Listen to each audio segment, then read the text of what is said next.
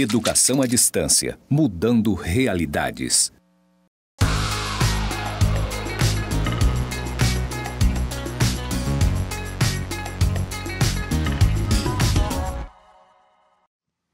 Olá, boa noite, tudo bem?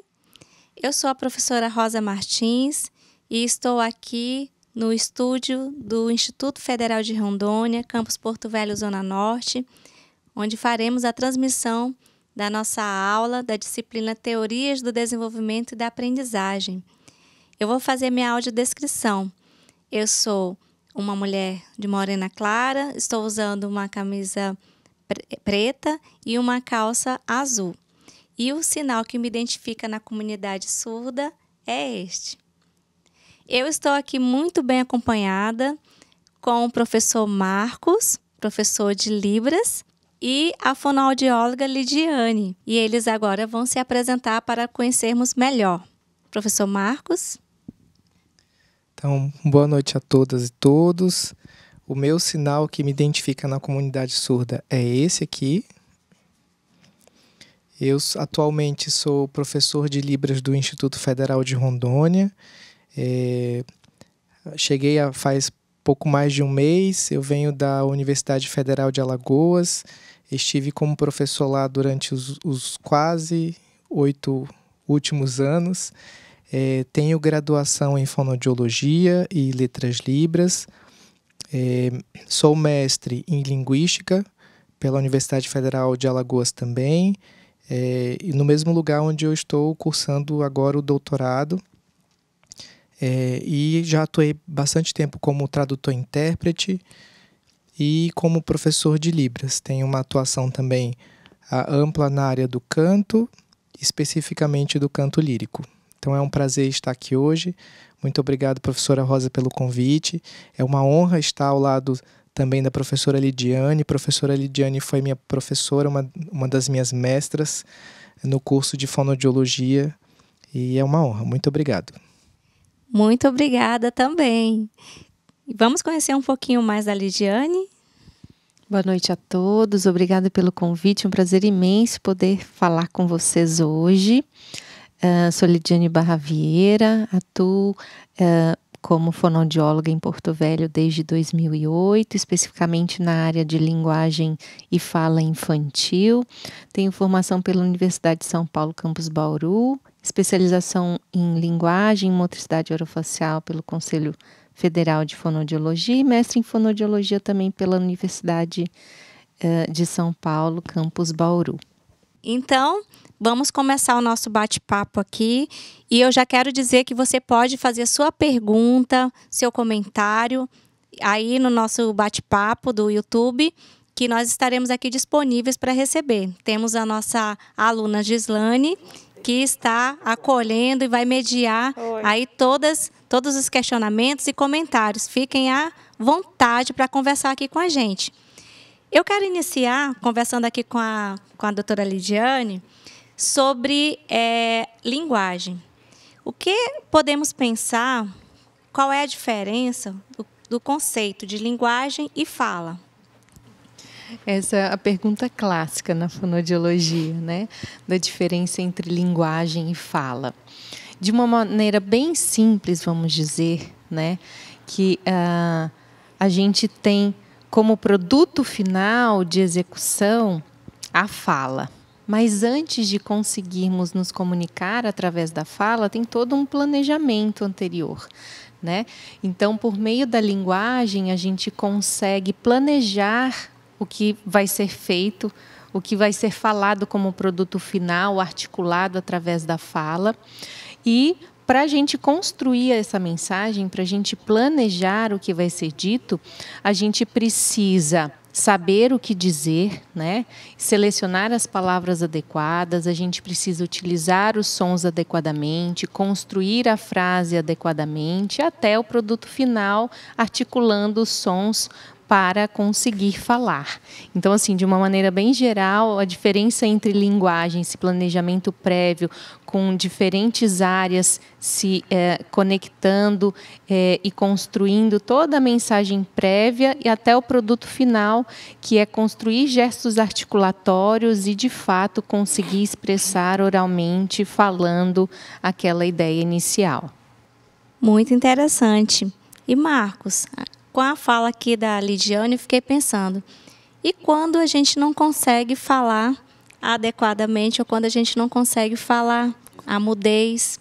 Temos basicamente duas linhas, né, que tratam da surdez.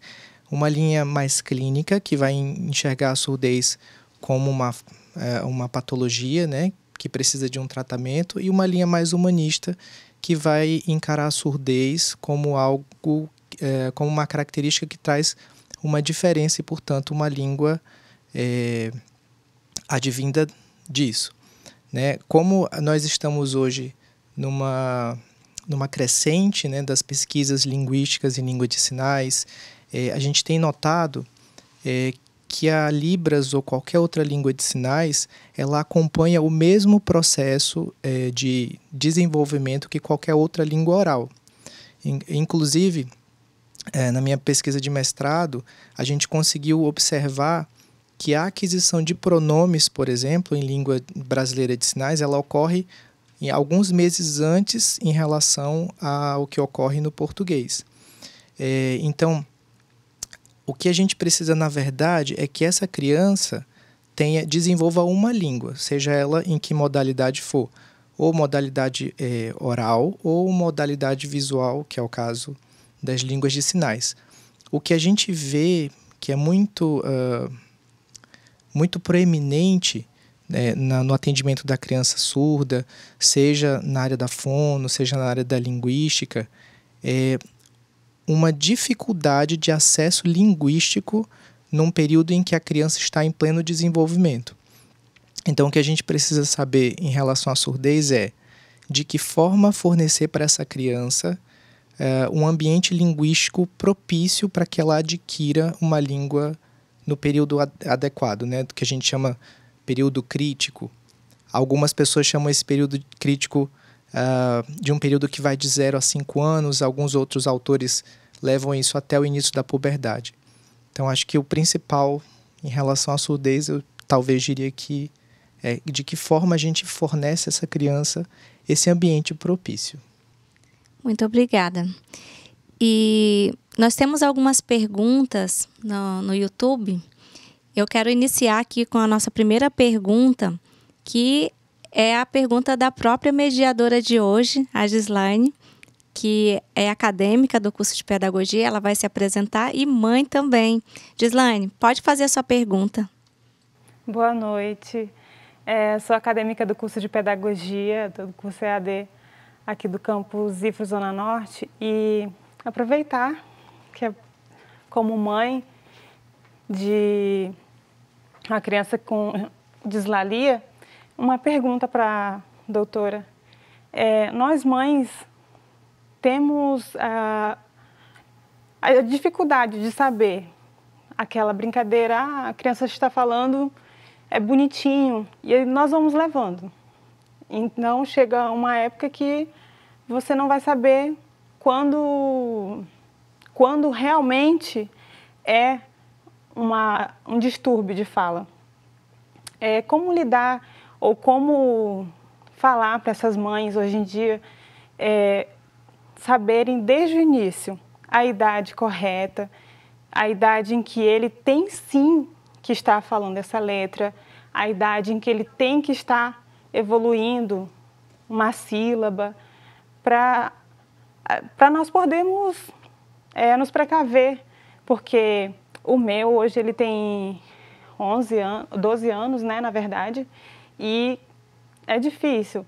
Para evitar esse transtorno mais na frente, eu queria um conselho da doutora para saber mais ou menos as etapas em que ele deve sim estar falando as sílabas corretas, um R, um L, porque a dislalia nós sabemos que é a troca, né, dessas letrinhas. Tá certo, Gislane, entendi a sua pergunta. É importante a gente retomar ou falar de marcos de desenvolvimento de linguagem e fala que são muito importantes e nós, mães, né, professores, temos que ficar atentos para poder saber o momento ideal para auxiliar, para procurar ajuda, para tentar intervir aí no momento mais ideal. Então, quando a gente fala do desenvolvimento de linguagem e fala, a gente tem um grande marco que todos praticamente conhecem, que é o marco de 1 ano de idade, que é o aparecimento das primeiras palavras, né? E a gente tem um período de aceitação um pouquinho depois, até 1 ano e 4 meses, as primeiras palavras. Mas assim, quando a criança está com 1 ano e 3, não fala nenhuma, já acende o pisca-alerta aí de atenção, porque o tempo passa rápido, né? Mas antes de falar as primeiras palavras, a criança tem o desenvolvimento de vocalizações, de balbucios, e esses períodos antes da produção das primeiras palavras também são muito importantes, que as mães devem prestar atenção. Então, uma criança com 3 meses, 2 meses, 3 meses de vida, inicia vocalizações. Então, as estruturas, né, da face, a mandíbula, a boca, né, a mandíbula que abre e fecha a boca, os lábios, a língua, na verdade, eles estão crescendo, se organizando dentro desta cavidade oral. Então, a cabeça também está crescendo e passa por algumas modificações. E aí o organismo faz aquilo que é possível naquele momento. Então, durante o processo de comunicação, quando a criança nasce, a sua comunicação inicial é através do choro, né? E aos poucos ela vai tomando conhecimento desse mundo, vamos falar assim, o adulto vai interpretando muitos comportamentos e aí ela começa a perceber que é possível produzir outros sons além do choro, né? E aí, com a maturidade, né, de algumas estruturas da face, como a mandíbula, então sons que são produzidos apenas de abrir e fechar a boca, então são as vocalizações, e ela começa a experienciar outros movimentos com o lábio, aí começa o desenvolvimento, se a gente pensar, de produção de vogais, desde muito precocemente, e aí por volta de 8 meses, essas vocalizações, 6 meses, 8 meses, essas vocalizações vão se modificando e a criança vai experienciando consoantes, e isso só é possível porque esse desenvolvimento facial, essas estruturas estão modificando o seu posicionamento, estão se reorganizando dentro da boca, e aí ela vai conseguindo movimentar de maneira mais diferente os lábios, a língua. Então, o movimento da língua, a gente fala que vai se dissociando do movimento da mandíbula, possibilitando outros movimentos com essa língua. Então, por volta dos 18 meses, a criança inicia balbucios, onde ela começa a produzir sílabas, né? Então, o aparecimento de consoantes aí, as mais comuns as bilabiais, que a gente fala que tem encontro dos lábios na hora de produzir, como mamamá, bababá, papapá. E aí não é por acaso que as primeiras palavras que a criança produz são justamente palavras que têm essas letras, esses sons, o M, o P, então o M de mamãe, o P de papai, o B de bebê, porque pensando nas estruturas, são movimentos mais simples que a criança tem mais maturidade de produzir neste momento, né? Então, a gente tem esses marcos. E aí, quando a gente pensa em alguns transtornos que a criança pode ter com relação ao aspecto de linguagem e fala, isso que acontece antes das primeiras palavras é muito importante a gente ter conhecimento. Então, nós fonoaudiólogos, no momento de entrevista com os pais que procuram atendimento por queixa relacionado à fala, a gente pergunta, era um bebê silencioso, era uma criança silenciosa, ela vocalizava, balbuciava, esse balbucio foi se modificando, aparecimento de outras consoantes, parecia que estava conversando, mas não dava para entender nada, que a gente fala que é um período de jargão, que a criança começa a a falar, entre aspas, seguindo a entonação da própria língua, mas ainda não emite palavras especificamente. E aí essas estruturas vão ganhando maturidade e vão possibilitando essas modificações relacionadas aos sons, né? Então, mesmo antes de 1 ano, crianças que vocalizam pouco chamam atenção para alguns transtornos relacionados ao desenvolvimento infantil, alguns transtornos específicos relacionados à fala. Depois do marco de 1 ano de idade para as primeiras palavras, geralmente a partir de 1 ano e 6 meses a 2 anos, então o marco de 2 anos é o aparecimento das primeiras frases, que na verdade a criança está começando a juntar 2 palavras, né? Dá mamãe, quer água, frases simples, ainda sem conectivos, sem preposições, sem os artigos. E aí, depois dos 2 anos, entre 2 e 3 anos, a gente tem uma grande expansão de vocabulário, que a criança, dependendo do meio que ela está exposto, né? Se é um meio ambiente favorecedor, estimulador, com variedade de palavras, com variedade de ambientes, com variedade de explorações, a criança começa a aumentar muito rapidamente o repertório de palavras em seu vocabulário. Para o nome dos alimentos, dos animais, do vestuário, o nome das pessoas, dos seus brinquedos. E aí ela vai conseguindo organizar melhor essas frases, vai tomando consciência de alguns adjetivos, advérbios, aí a entrada dos pronomes, questões relacionadas a posicionamento de... como que eu falo? Noção de espaço. Então, para poder usar palavras mais específicas para dizer onde as coisas estão, em cima, embaixo, atrás, do lado, enfim, são muitos detalhes, né? E quando a gente fala em relação à produção de sons, como você comentou, que idade certo para falar o som do R, a letra L, a gente sempre tem que lembrar que uma criança de 5 anos já adquiriu todos os sons da fala, né? E os 5 anos é um marco muito importante, 5, 6 anos, que é quando a criança começa a alfabetizar. Então, por isso que ela tem que ter desenvolvido todos os sons da fala, porque isso é um pré-requisito muito importante para uma boa alfabetização da criança, porque a gente aprende a ler e escrever se apoiando no conhecimento dos sons da nossa própria fala, né? E aí, se a gente pensar assim, no primeiro marco de aquisição desses sons, com 2 anos e meio, a gente já não espera algumas simplificações na fala da criança, como, por exemplo, numa palavra com 3 sílabas, como sapato, não é mais esperado que ela faça papato, que ela duplique uma dessas sílabas. Não é mais esperado para algumas palavras trissílabas ou com 2 sílabas, que a criança faça a omissão de uma das sílabas. Então, por exemplo, café, produzir só fé, uma das sílabas, ela já tem que ter condições de produzir as 2 sílabas. E assim a gente vai aumentando conforme a idade vai aumentando. Então, com 3 anos, 3 anos e meio, outras classes de sons vão sendo adquiridas, né? Vai aumentando a frequência da produção desses sons até a gente dizer que a criança automatizou essa produção e ela adquiriu de fato e já está usando na sua conversação.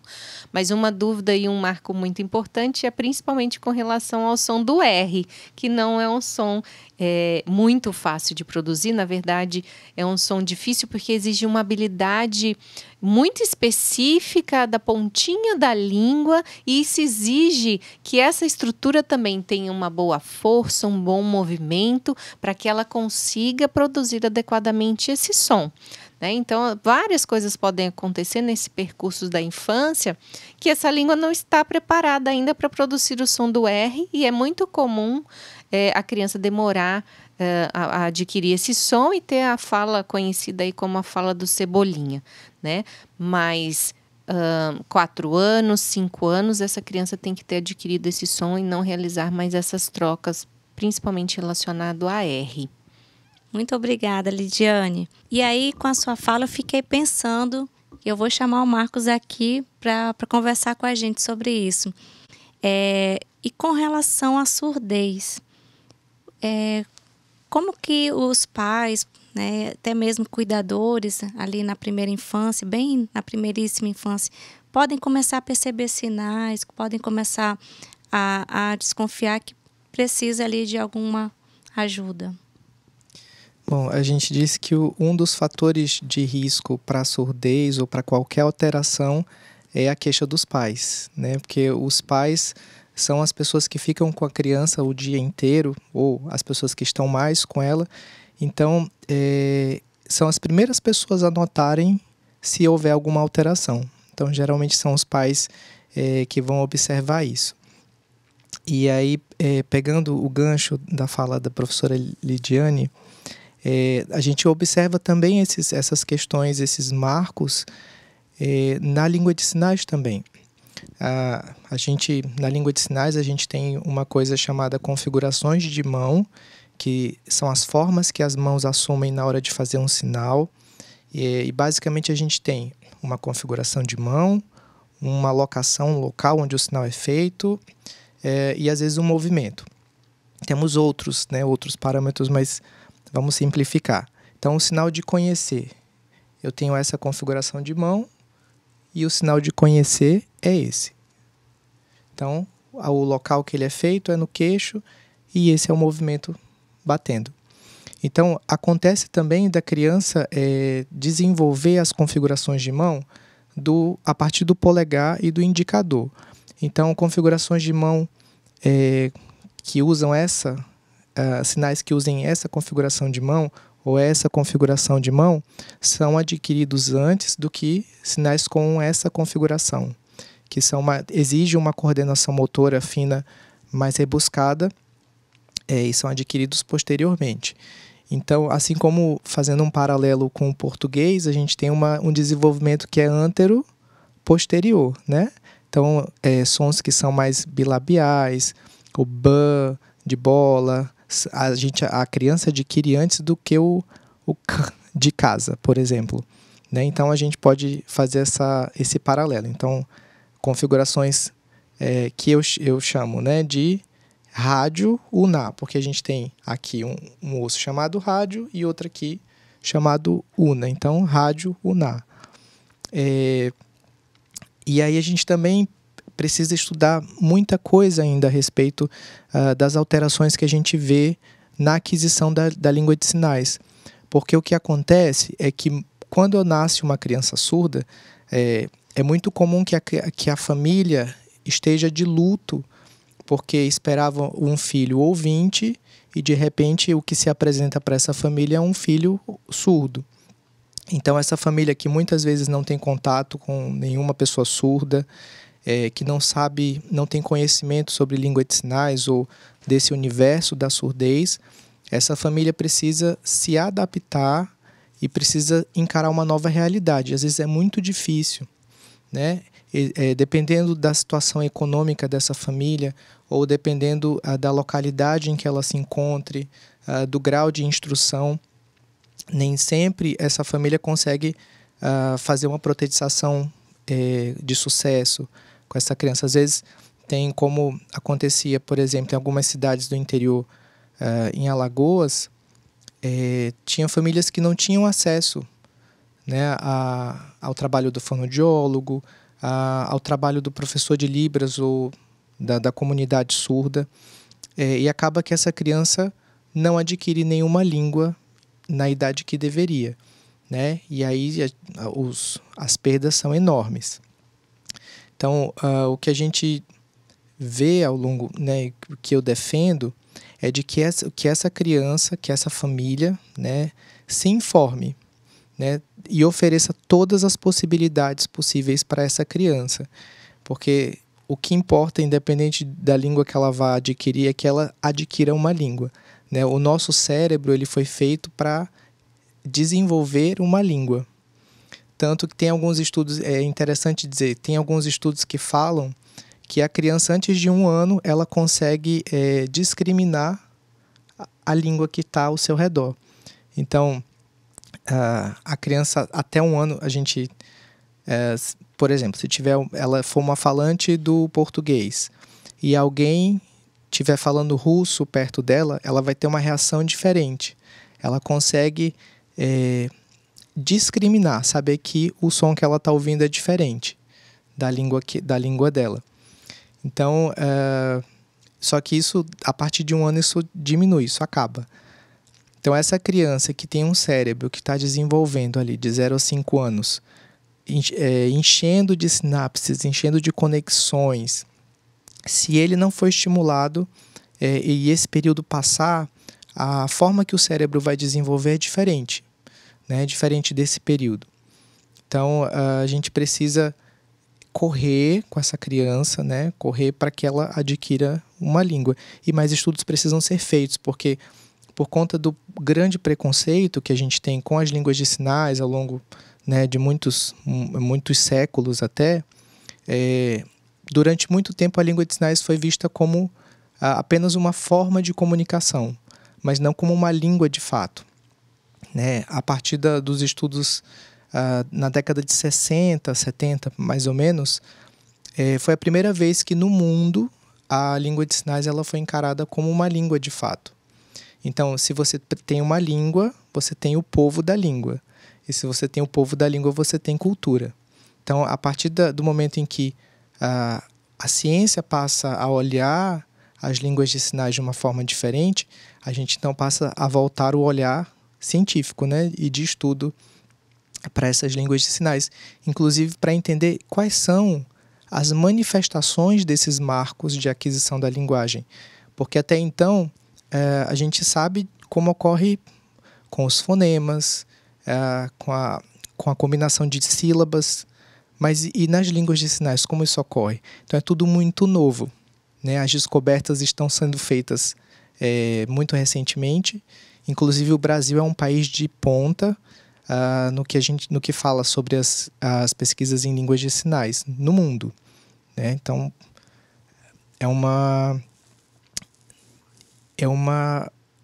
um orgulho que a gente tem do nosso país em relação às pesquisas, porque o Brasil desponta, né? Inclusive o Brasil é talvez o único país do mundo que tem cursos de letras libras ou uma difusão, né, institucionalizada da língua de sinais a partir do governo, né, a partir de leis, de uma legislação que diz que a gente precisa usar a língua de sinais. E aí graças a isso a gente tem cursos, graças a isso a gente tem estudos e tem essa divulgação toda no mundo inteiro. Muito obrigada, Marcos. E é exatamente esse ponto que o Marcos trouxe, que com esse tema que nós iniciamos o segundo bloco, que é exatamente começar a pensar que prejuízos podemos ter, as crianças podem ter no seu desenvolvimento com relação a essa nossa falta de um ambiente, como foi falado aqui, de um ambiente que estimule um ambiente linguístico, que, como o Marcos colocou aqui, né, e a Lidiane também. Nós temos várias perguntas sobre esse assunto, que é o nosso segundo bloco, e eu vou passar a palavra aqui para a Gislaine para ela nos trazer aqui o que estão falando aí no nosso bate-papo. Nosso bate-papo tá cheio aqui, professora. Eu vou começar com a Lisiane. Ela perguntou: boa noite, sou Lisiane, estudante do segundo período do curso de Pedagogia, e gostaria de saber do professor Marcos como podemos contribuir para a oralização do surdo. Bom, isso é uma questão polêmica. Como eu falei anteriormente, nós temos duas linhas, né? A gente tem que voltar um pouco na história para entender por que a visão que a gente tem da surdez hoje é a visão que a gente tem da surdez hoje, né? Então, como eu disse anteriormente, até bem pouco tempo a surdez era encarada só e somente como uma falta, como uma patologia que deve ser resolvida, que deve ser curada.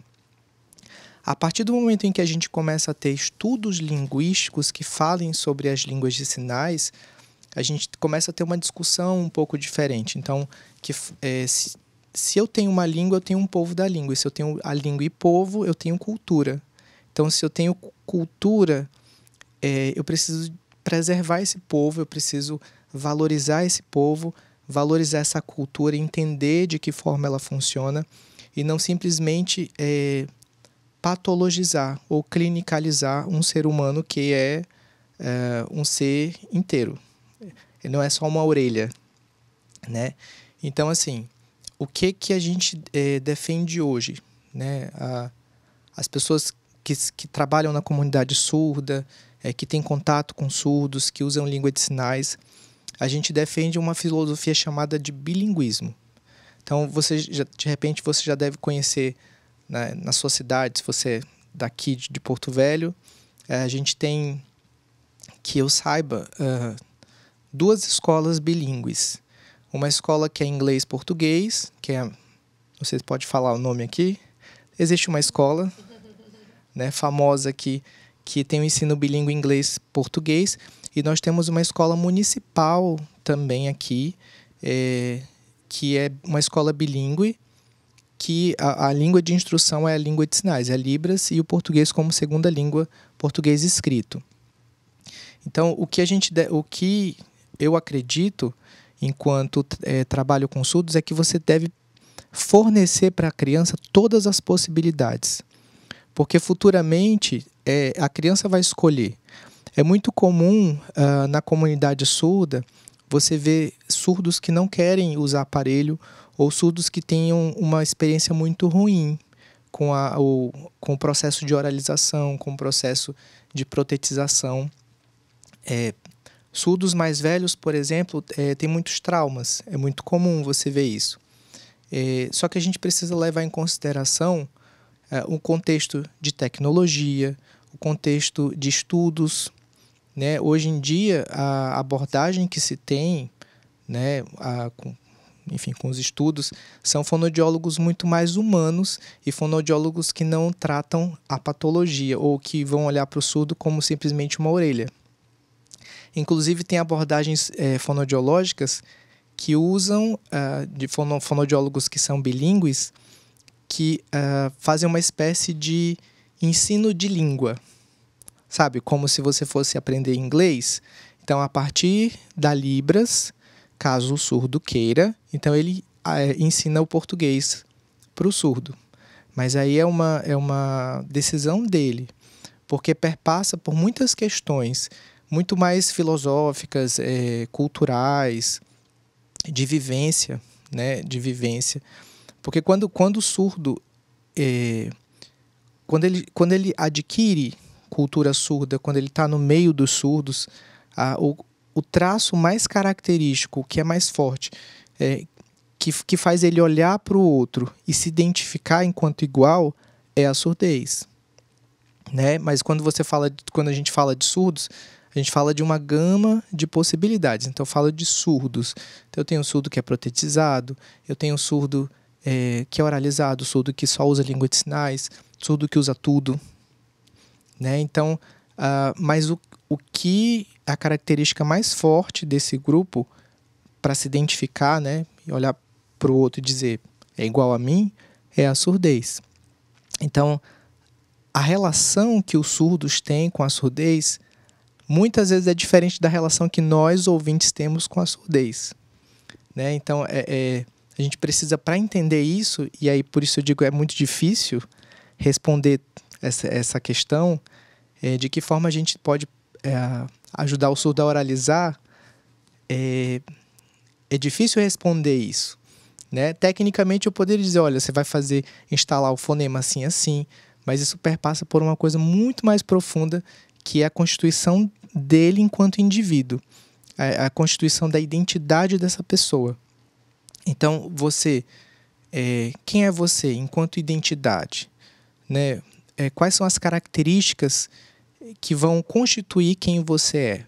Então, muitos surdos, né, pelo menos a comunidade surda da qual eu faço parte, muitos surdos vão se narrar, vão se identificar a partir da surdez.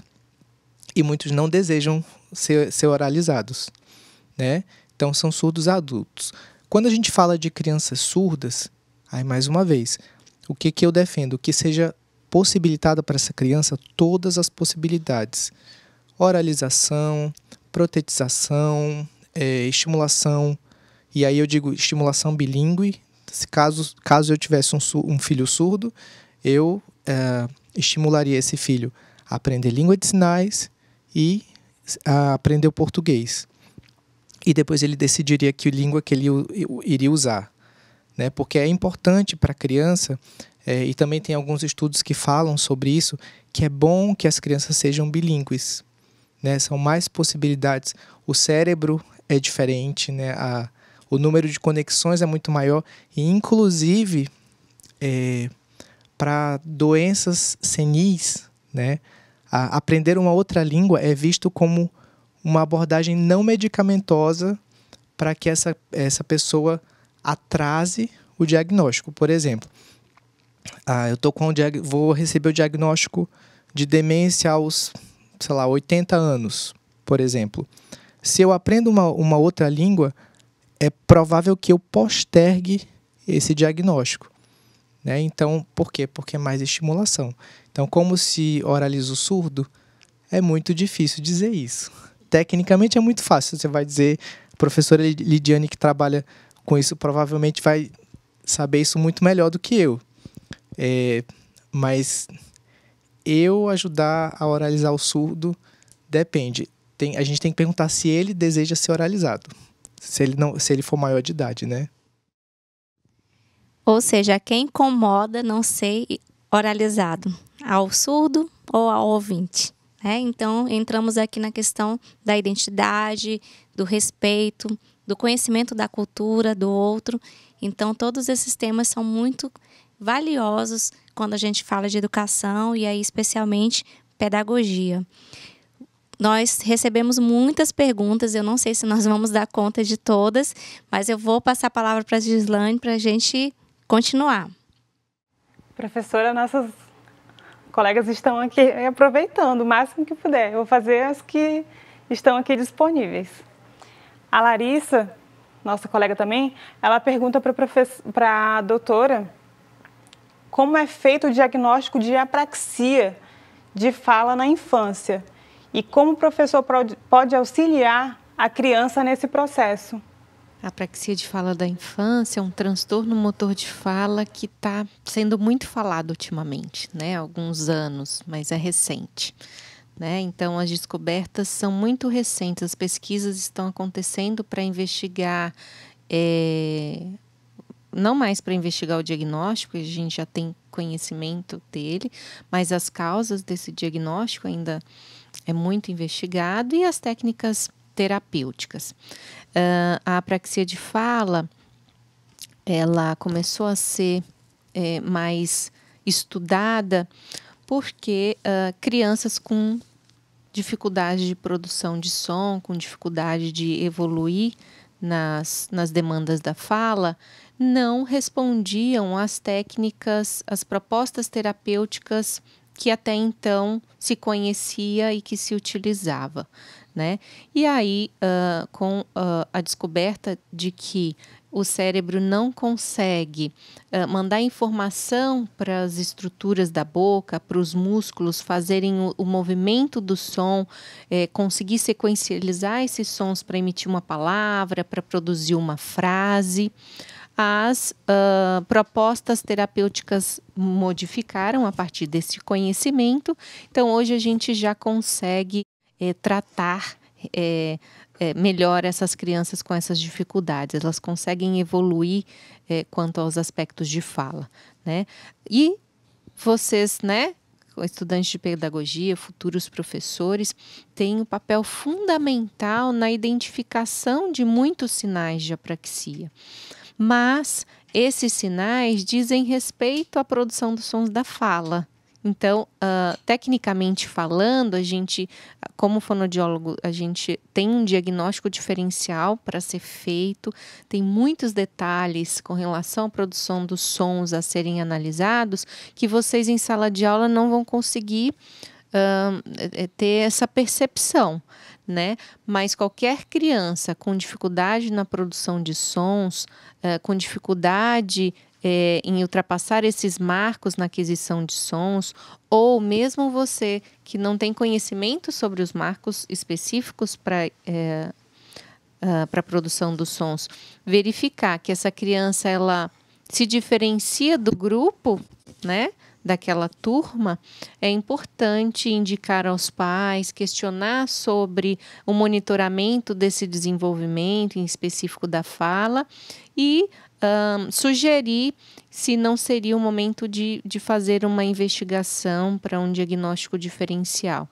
né? Então, a apraxia de fala na infância é um transtorno motor de fala que não é comum, é raro, mas que impacta enormemente na vida, né, dessa criança, desse ser humano, porque é um transtorno que acompanha durante toda a vida, né? Mas com uma intervenção mais precoce possível, pode possibilitar que essa criança se desenvolva normalmente nos seus diferentes âmbitos da vida, né? Então, a gente sempre tem que lembrar que o quanto um transtorno de fala pode impactar no desenvolvimento de outras habilidades, principalmente no desenvolvimento da leitura e da escrita, né? Então, quanto antes esses transtornos de fala forem conhecidos, né, se é um transtorno linguístico ou se é um transtorno motor de fala, a diferenciação para saber qual caminho percorrer com relação à intervenção para superação dessas dificuldades pela criança antes da alfabetização, esse é o ideal, né? Mas dependendo do grau de severidade, do nível de dificuldade, tem crianças que entram em intervenção antes da alfabetização, mas que começam a aprender a ler e escrever ainda com algumas dificuldades relacionadas à produção de sons. Mas, estando em intervenção, isso é o mais importante, porque ela vai conseguindo superar, às vezes ela não acompanha o tempo de evolução, de desenvolvimento, né? Ela fica um pouco para trás, e aí dependendo do nível de gravidade, ela fica um pouco mais para trás, e a gente lança a mão de outros recursos aí para comunicação. Então, hoje na fonoaudiologia é muito bom, atualmente, eu ia falar, graças a Deus, graças à ciência, graças aos estudos, a gente está tendo melhor conhecimento de outras possibilidades, de outras formas que a gente pode lançar a mão para se comunicar. Então, o professor Marcos estava falando de outra língua, né, que é a Libras, e a gente também conhece outras formas de comunicar, fazer uso de comunicação aumentativa, alternativa, com uso de troca de imagens, com identificação de imagens, com modelagem para poder identificar imagens transmitindo a mensagem que quer ser passada, né? Então, só para retomar e fechar, vocês em sala de aula, na detecção de qualquer criança que está se diferenciando aí na produção de sons daquele grupo, né, da sala de aula, é importante chamar os pais, questionar sobre a percepção dessa dificuldade, a importância de buscar uma avaliação para o quanto antes a criança possa superar essa dificuldade. Muito bem, muito obrigada. Então é importante o professor lembrar daquela nossa última aula. Vamos lá? Vamos lembrar? Qual é a função do professor, especialmente aí na primeira infância? Nossa ajuda principal é a partir da estratégia da observação.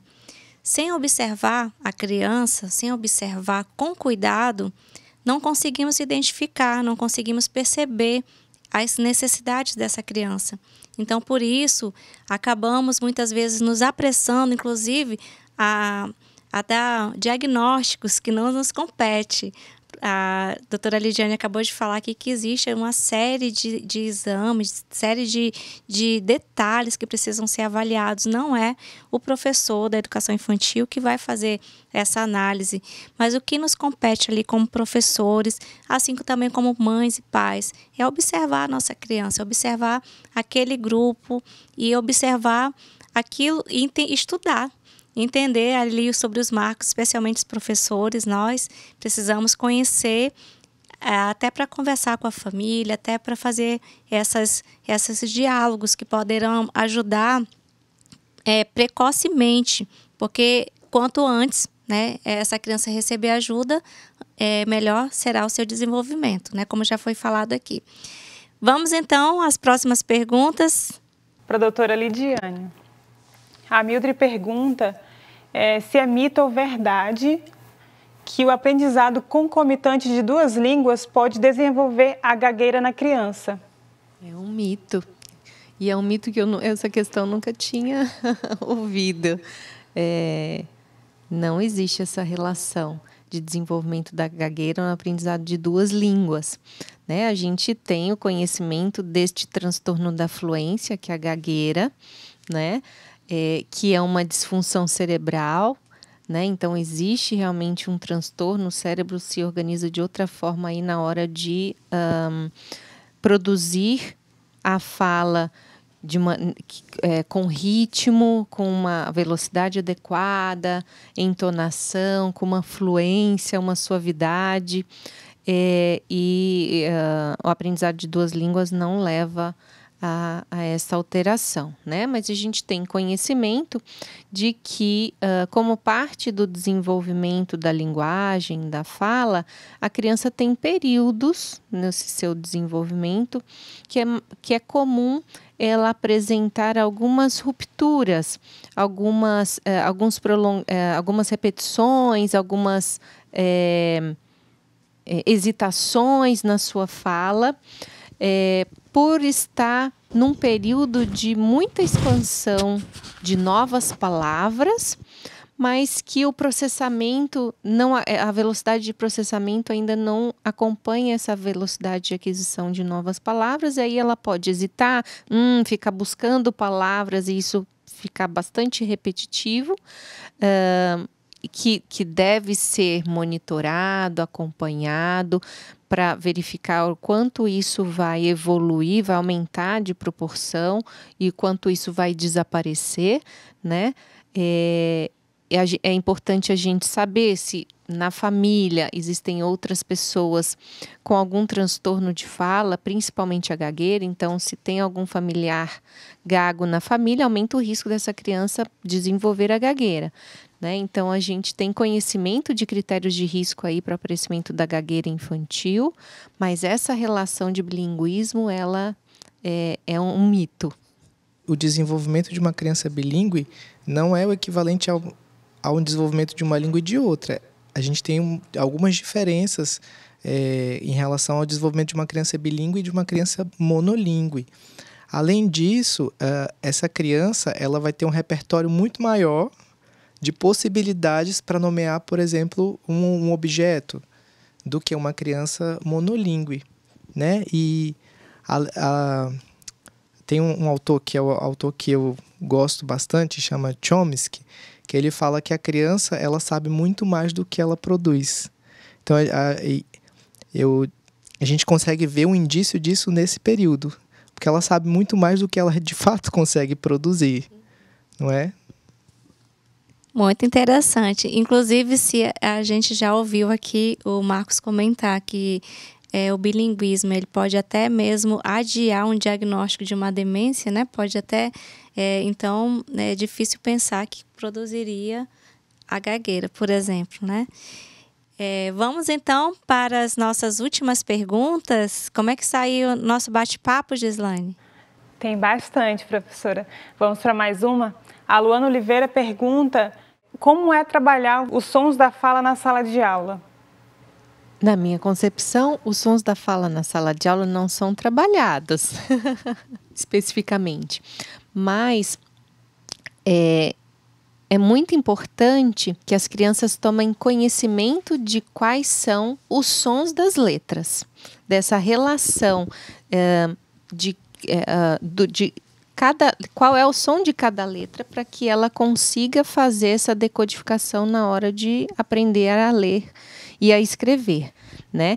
Então, existem aí diferentes abordagens para a alfabetização e para a criança conseguir evoluir na tomada de consciência do planejamento e da sequencialização dos sons da fala e do aprendizado da leitura e da escrita, é importante que ela seja exposta ao conhecimento de quais são os sons de cada letra e quais são os sons que cada letra também pode vir a produzir, por exemplo, de maneira consciente na hora que a criança está lendo. Então,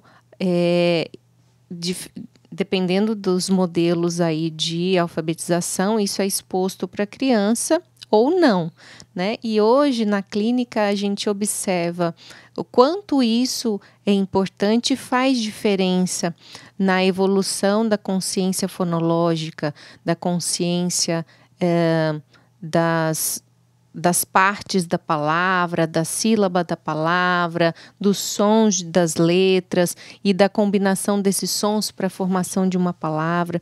Então, quando uma criança está exposta a uma palavra escrita, por exemplo, e precisa ler esta palavra, ela precisa meio que traduzir. E esta letra tem qual som?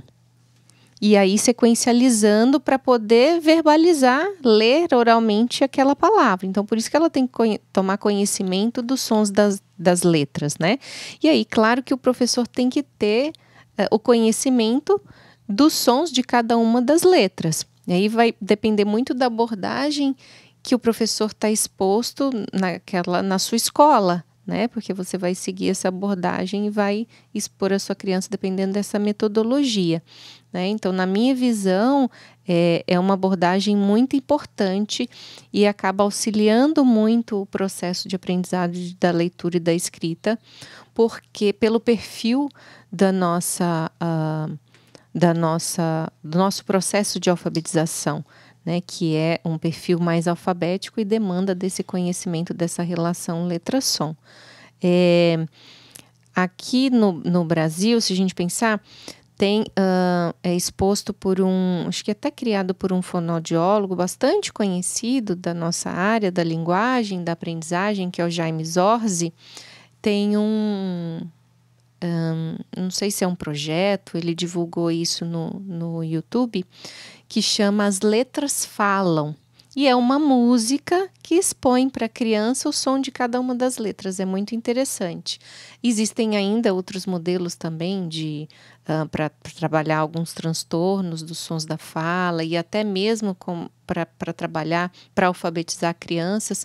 Alguns modelos que também têm cursos específicos para você poder tomar conhecimento, para poder utilizar materiais diferentes para expor este conhecimento para as crianças. Eu citei aqui um autor, uma musiquinha, porque está aberto aí para todos no YouTube, mas não sei se eu posso citar outros nomes aqui, mas a gente tem abordagens específicas que o professor pode tomar conhecimento e aprender também a como expor ao seu aluno todo esse conhecimento da relação da letra e do som. Interessante aqui pensar que os alunos da pedagogia, eles estão tendo disciplina de didática agora, currículo também, e eles estão perpassando aí por essas questões de como pensa o ensino, como se pensa as concepções, as tendências pedagógicas. E aí a Lidiane comentando sobre essa questão dos métodos, né, especialmente os métodos de alfabetização. Há uma questão na pedagogia de pensar que quando a gente trata o som, letra-som, estamos muitas vezes ali desqualificando o diálogo, como se estivéssemos retirando o diálogo do processo de ensino-aprendizagem, o tradicional babebi-bobu, né? E acaba que a gente deixa de entender a importância que tem a função da letra-som, a função daquilo que a gente realmente está querendo que a criança aprenda, a base, para que ela continue avançando, né? Então, assim, é importante trazer isso, dizer que essa prática tão usada pelos nossos professores no passado, ela não deve necessariamente ser jogada no lixo, porque existem tantas outras formas de ensinar. Mas é importante a gente pensar que existem formas lúdicas e dialógicas de fazer essa relação, essa conexão, que é uma conexão entre letra e som. Então, é importante que, como professores, a gente entenda a necessidade de não desconsiderar aquilo que é base para que a criança avance no seu próprio conhecimento, para que ela tenha autonomia de continuar aprendendo. Então, na nossa pedagogia, a gente tem espaço para diferentes métodos e vocês vão ter alfabetização, a disciplina de alfabetização mais para frente, mas a gente pensa a necessidade de base. Só para complementar, a gente gosto muito de uma pesquisadora, que é a Simone Capellini, que estuda muitos transtornos da aprendizagem e lança muitos produtos relacionados à intervenção nesses transtornos, e tem o lançamento de um método multissensorial, que, na verdade, meio que pensa em diferentes abordagens e o quanto cada uma delas é importante para esse aprendizado integrado aí da criança com relação à alfabetização. Muito legal. Então, vamos finalizando. Eu não acredito que não vamos conseguir dar conta de todas as perguntas, tá? Mas nós vamos agora para o último bloco de perguntas. Gislane, você poderia aí selecionar as 3 últimas perguntas para a gente, por favor? Posso sim, professora. É da professora Anabela, nossa professora também de curso de pedagogia. Ela quer saber a proposta de normatizar Libras como exigência legal na educação é um caminho para o respeito à diversidade e acesso à comunicação ampla?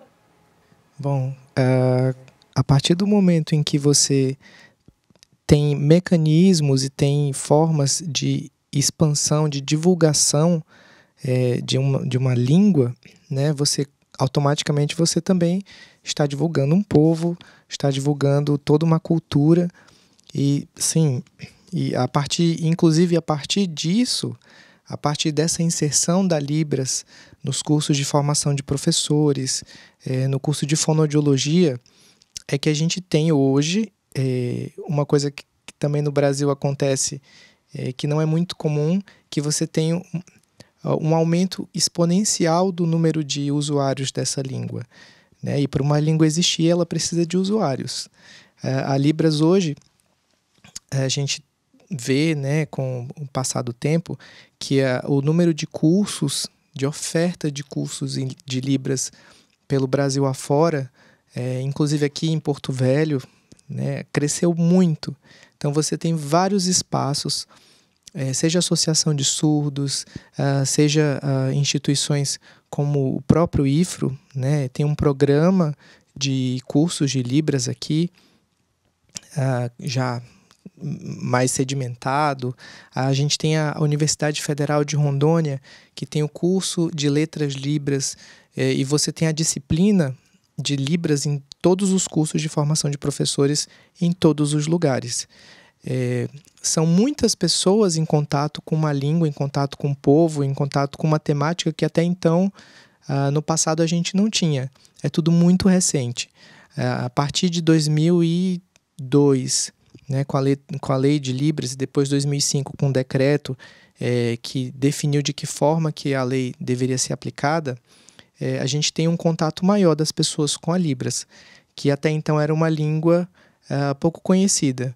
As pessoas falavam a língua dos surdos, mas não conheciam de fato. É muito comum, e eu acho que vocês que estão assistindo a gente, as professoras já devem ter visto, que todo mundo faz isso aqui para dizer oi. Então, é muito comum também que as pessoas, eu sei o meu nome em Libras, então usa as letras do alfabeto manual, que não era uma prática comum, né? Se você for pensar 10 anos para cá, é pouco tempo, né? É pouquíssimo tempo. Os primeiros estudos linguísticos no Brasil datam da década de 80, 90 para cá. Então, é tudo muito recente. Então, sim, o fato da Libras estar como disciplina obrigatória é um elemento muito importante para que as pessoas conheçam essa língua, para que as pessoas tenham contato com as pessoas surdas, inclusive porque em algum momento você que é professor ou que é professor em formação vai ter contato com essa pessoa surda. E aí, o que você faz? O aluno surdo caiu para você e aí o que você faz? né? Então, essa disciplina também vem responder a essa lacuna, né? Responder a essa questão. Eu, enquanto professor, que não sei Libras, porque é impossível você se tornar fluente numa língua em 40 horas, 80 horas, impossível. Então, eu, enquanto professor de uma pessoa surda, o que eu faço? Então, hoje, os professores, talvez não seja o ideal ainda, mas os professores têm muito mais ferramentas para lidar com essa pessoa surda, porque conhece, sabe quem é, né? Sabe quais são as particularidades desse aluno surdo, dessa pessoa surda, porque a gente tem coisas muito simples que são diferentes. Por exemplo, eu conversando com uma outra pessoa que é ouvinte, eu posso virar as costas e continuar fazendo um bolo, resolvendo coisas. Com o surdo, não. Então, a questão da visualidade, o olho no olho, é um traço de polidez para os surdos. E o professor entender isso é importante para que ele não cometa algumas transgressões do ponto de vista cultural. Por exemplo, continuar falando e se virar, porque isso é visto como uma falta de educação, né? Então, o professor ele não tem a obrigação de saber disso, mas a partir do momento em que ele toma conhecimento através da disciplina de Libras, aí ele vai mudar, né? Aí a visão a respeito da forma como ele vai tratar essa pessoa, seja seu aluno ou qualquer outra pessoa, muda. Então, sim, é um instrumento poderosíssimo. E eu acho que a gente vai ter uma inserção maior, né, eu acredito, a partir do momento em que a Libras seja uma disciplina também do Enem. Aí, de fato, a gente vai conseguir sedimentar isso na sociedade. Porque a gente precisa de profissionais em todos os espaços, mas a Libras ainda é vista como algo menor do que, não por ela ser menor, mas ela não é vista ainda com toda a atenção que deveria, né, pelos órgãos públicos. A gente já avançou muito, mas a gente tem ainda um papel grande ainda enquanto sociedade, enquanto pessoas que têm contato com os surdos, para avançar nessa questão de acessibilidade. Muito obrigada, Marcos. Gislane, as nossas 2 últimas perguntas. Então, professora, tem uma aqui que eu li, não está fora da ordem, mas eu não podia deixar passar em branco para a doutora. Thaís Ricardo, ela diz que tem um sobrinho que mesmo aos 10 anos troca o R pelo L. Nesse caso, os pais têm que procurar um especialista para fazer acompanhamento com a criança, ou isso é só uma fase que vai passar? Essa é uma fase que não passou. Ela precisa procurar um especialista, porque não é mais esperado que ele cometa nenhuma troca de som nessa idade, né? Lembra lá dos 5 anos, dos 4, 5 anos para o RL? Então, ele precisa de ajuda para conseguir entender o que ele pode fazer para conseguir superar essas trocas, né? Que já não são mais esperadas para a idade dele. Então, tem que procurar, sim, um fonoaudiólogo. Obrigada. Gislane, a nossa última pergunta. Com muita dor, porque tem bastante. As dúvidas estão surgindo demais, professora. Da Larissa. Como o estímulo motor pode influenciar no tratamento de distúrbios da fala? Quando a gente fala nos distúrbios da fala, né, a gente não pode esquecer de pensar no desenvolvimento infantil, né? Então, uma criança que passa por uma avaliação específica de fala, que tem uma queixa específica de fala, a gente não deixa de olhar o todo. A gente precisa entender sobre o desenvolvimento todo dessa criança, né? Inclusive o desenvolvimento motor. E há muita relação entre o desenvolvimento motor e o desenvolvimento de fala, né? Então, o Marcos estava expondo sobre o desenvolvimento de movimentos com a mão para a comunicação com a língua Libras. E quando a gente pensa na fala, a fala é um processo, um desenvolvimento muito rebuscado, com muitos detalhes. É muito difícil para a gente conseguir falar. E antes disso, a gente precisa ter adquirido movimentos que são mais simples, mais amplos, né? Então, a gente tem que entender como que foi esse processo de desenvolvimento motor aí dessa criança também. E verificar se essa criança que está com um distúrbio de fala, um transtorno de fala, tem alguma base motora justificando também questões relacionadas a esse desenvolvimento, né? Para até a gente poder indicar outras avaliações, outros tratamentos com outros profissionais para poder intervir na área motora, para auxiliar a organização de uma área motora muito específica e muito detalhada que é a fala. Então, quando eu comecei a falar de apraxia, falei um pouquinho, quando a gente fala de apraxia, que é um transtorno motor de fala, que o cérebro falha na hora de mandar informação para os músculos se movimentarem e sequencializarem os sons para falar, é muito comum que essas crianças também tenham dificuldade, tenham uma dispraxia motora do seu corpinho como um todo. Então, planejar o movimento para andar de bicicleta, para pular, para subir ou descer a escada. Então, quando a gente pensa em criança, quando a gente pensa em transtornos relacionados a essa fase do desenvolvimento, a gente tem que enxergar a criança como um todo, né, para poder analisar estas relações do desenvolvimento. Não sei se eu tirei a dúvida aí de vocês. Acredito que a dúvida da Larissa tem a ver com até que ponto o estímulo motor pode incentivar, veja se é isso, Larissa, ou facilitar ou promover o desenvolvimento da fala. Eu acredito que é. E aí a doutora já sinalizou aqui que o desenvolvimento é como um todo, né? Não é apenas uma parte do indivíduo, né? Então, assim, a abordagem deve ser tanto na fala quanto, né, nas outras áreas do desenvolvimento da criança, na parte motora, até porque ela vai apresentar isso pode apresentar isso em outras áreas que não sejam da fala somente.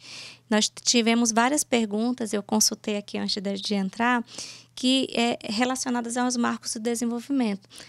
Uma criança que, por exemplo, aos 5 anos não consegue falar não consegue falar, podemos suspeitar que é autista? Então, sempre essa preocupação das mães, né, dos pais, dos professores. E eu acredito que hoje, assim, ficou bem claro que até os 5 anos, 6 anos, a gente tem ali a chamada primeira infância, a criança ela já tem disponível esse vocabulário para usá-lo, né? E a partir dali, se a gente percebe uma diferença, e agora é a questão da observação, né? Para outras crianças daquela faixa etária, é importante ser investigado. Não naquele olhar. Uma vez a doutora Ligiane me falou uma coisa que me acalmou, aí como mãe e agora também como professora, que nenhum diagnóstico ele é feito apenas para diagnosticar, para rotular. O nível, né, se é severo, enfim, ele é o nível de ajuda. Não é necessariamente para você rotular que aquela criança ela está num grau assim ou assado, mas que tipo de ajuda ela que precisa para aquela situação que ela está vivendo. Qual é a ajuda que ela precisa? Então, isso eu acredito que a gente precisa pensar. Qual é a ajuda que devemos dar e como a gente vai saber como ajudar? Não sei se vocês observaram que as perguntas foram muito nesse sentido. Como oralizar o surdo? Sim, mas quem é que quer oralizar o surdo? Ele quer ser oralizado? Então, como fazer isso? Como fazer aquilo? Então, é importante a gente primeiro conhecer, observar e buscar ajuda nos profissionais. Então, quando a gente fala da fala, quando a gente está falando sobre a questão da linguagem, especialmente aqui da fala, vamos ter os fonoaudiólogos, que são profissionais da área. Temos também aqui professores e intérpretes de Libras, Então, a gente precisa cercar de profissionais que têm aquele conhecimento específico. É por isso que nós os convidamos aqui, que auxiliem aqui o professor. É aquele professor que vai estar lidando com a criança e percebe que tem algo diferente, mas ainda não sabe o que. Então, é importante aí ter essa aproximação da escola. Inclusive, a doutora Ligiane, ela dá algumas formações em escolas, né? E trabalha com muito parceria. Ela é professora também. Então, muito importante a gente ter esse diálogo. Bom, eu quero o espaço para as considerações finais. Eu gostaria agora de deixar aberto para que vocês fizessem suas considerações, deixando aí talvez alguma sugestão, alguma orientação aí aos professores que estão nos ouvindo, nos vendo, os pais. Ficam aqui com vocês.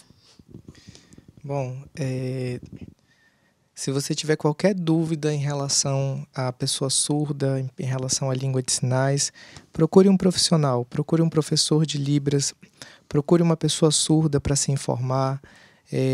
Se você é professor ou professora, saiba que o intérprete de Libras é seu parceiro, né? Ele não é a pessoa que vai ser responsável pela regência em sala, né? Mas é a pessoa a ser consultada, porque é a pessoa que conhece melhor desse universo e pode auxiliar você, professor, professora, a adaptar melhor a sua aula, a transformar a sua aula numa aula que alcance mais esse aluno, né?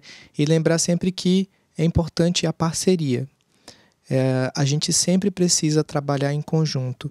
Uma boa equipe faz a gente crescer enquanto profissional e ajuda a gente a alcançar o nosso cliente, o nosso aluno.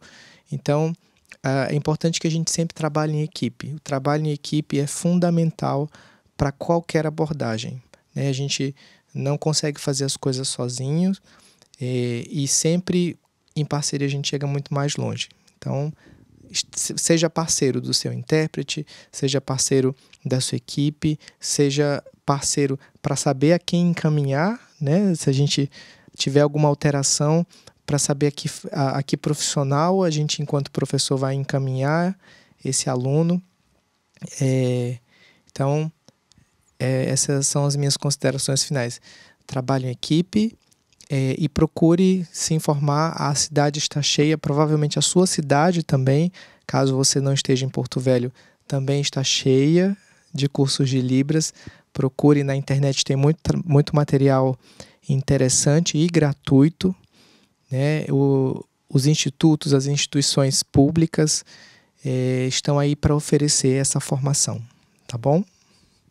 E a minha palavra é que é sempre uma honra vir falar para professores e para alunos, para pessoas que estão em formação, né? Porque vocês são muito importantes para o desenvolvimento das crianças. Vocês fazem parte, vocês têm papel fundamental em trazer desenvolvimento para essas crianças. Por isso, é muito importante que vocês conheçam os marcos do desenvolvimento e saibam identificar, conheçam os transtornos mais comuns que podem acontecer na infância, para poder identificar no seu aluno, orientar os pais a buscar ajuda, né, e a fazer algumas indicações para quais profissionais esses pais devem pedir ajuda ou procurar ajuda, né?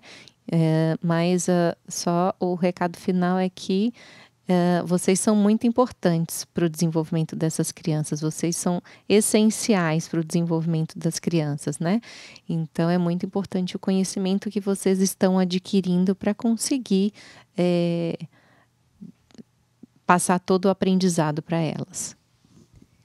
Então, estamos finalizando a nossa live aula e eu não posso deixar de agradecer a nossa estudante de pedagogia, Gislaine Oliveira. Gislaine, muito obrigada. Você realmente contribuiu muito com o nosso debate e eu tenho certeza que essa foi uma experiência valiosa para você também. Obrigada, professora. Agradeço. Muito obrigada mesmo. Muito obrigada, e eu quero aqui repetir uma frase que nós temos estudado aí desde a primeira unidade, de Vygotsky. As crianças, elas têm uma pré-história. quando elas chegam lá na nossa escola, na nossa sala de aula, elas já têm uma história. Essa história, ela vai aparecer de diferentes formas na nossa sala de aula. Então, é importante saber que essa história indica para a gente formas de ajuda, formas de desenvolver zonas de ações que ela ainda não consegue fazer sozinha. Aí, lembrando que algumas coisas ela não consegue fazer sozinha hoje, mas ela vai conseguir fazer sozinha depois, por meio da nossa ajuda. E o nosso papel é esse trabalho de mediação da criança com o conhecimento para que ela consiga se desenvolver plenamente diante das suas condições. E como professoras, como professores, eu tenho certeza que esse bate-papo aqui estimulou você a estudar mais, a estudar os nossos textos e a estudar também os materiais disponíveis sobre o assunto, algumas indicações de leitura aqui que foram feitas e que vocês também possam se abrir para conhecer, porque esse é o nosso papel. Se ficarmos apenas tentando adivinhar diagnóstico por meio de algumas leituras apressadas, a gente realmente não estaremos ajudando e nem fazendo o nosso papel como professor. Eu sei que vocês têm uma formação diferente e eu sei que vocês têm um olhar amoroso, como Paulo Freire já nos ensinou. Então, um grande abraço a todos vocês. Agradeço aqui meus companheiros de bate-papo, Lidiane e Marcos, e a cada um que esteve conosco até agora. Nos encontraremos no mês de novembro para o nosso último bate-papo desta série com a psicopedagoga Adriane Cavalcante, tratando sobre dificuldades de aprendizagem. Então, boa noite a todos, muito obrigada e até a próxima.